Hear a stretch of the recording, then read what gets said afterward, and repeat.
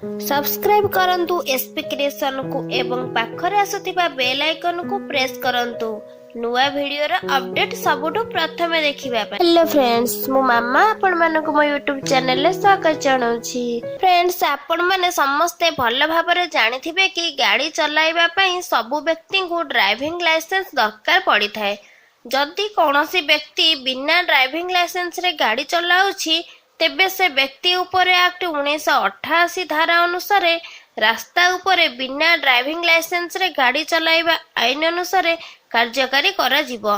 एहा व्यतीत driving licence रो व्यवहार सरकारी एवं बेसरकारी काम रे ठिकणा एवं परिचय पत्र रूप रे मध्य व्यवहार करा जाय थाए। किंतु आजिका समय रे ड्राइविंग लाइसेंस रो बनेबा पई लोकमानकु सरकारी ऑफिस रे बहुत चक्कर लगाया को पड़ी थाए।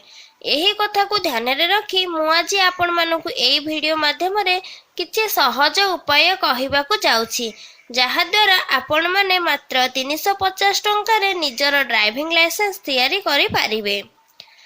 एही किछि दिन पूर्व ड्राइविंग लाइसेंस बनाइबा नियम रे सरकार द्वारा किछि चेंजेस करा जाइछि। सरकार द्वारा बना जाइथिबा चेंजेस कारणरू कौनसी व्यक्ति को ड्राइविंग लाइसेंस बनाइबा पई परिवहन विभाग रे चक्कर काटिबा को पड़िबो नाही। एहा सहित सबु व्यक्ति मात्र 350 टंका रे स्मार्ट ड्राइविंग लाइसेंस बनाई पारिबे। ड्राइविंग लाइसेंस बनाइबा पई सही व्यक्ति को निज शहर रो आरटीओ ऑफिस रे ऑनलाइन आवेदन करबा को पड़िबो। ऑनलाइन आवेदन करबा पई लोकमानंकु एक साइट रे जाई लॉगिन करबा को पड़िबो, जहार लिंक मु आपनकु डिस्क्रिप्शन रे दे देछि। एही साइट रे लॉगिन करबा परे आपण ड्राइविंग लाइसेंस सेक्शन ऊपर क्लिक करी गोटिए फॉर्म को भर्ती करबा को हेबो। फॉर्म भरिबा परे आपण मात्र 350 टंका जमा करबा को पड़िबो। एहा परे आपनक मोबाइल को एक मेसेज आसीबो। सेही मेसेज रे आपनकु ड्राइविंग लाइसेंस पई टेस्ट दबार तारीख एवं समय कुहा दिया जिवो। ड्राइविंग टेस्ट रे 15 दिन परे ड्राइविंग लाइसेंस आपनक ठिकाना रे पहुंची जिवो।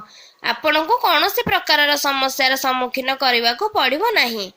फ्रेंड्स, जदि आपनकु मोर ई वीडियोटी भल लागि थाए तेबे लाइक एवं शेयर करबा को भूलिबेनी। रहिली, नमस्कार, जय जगन्नाथ।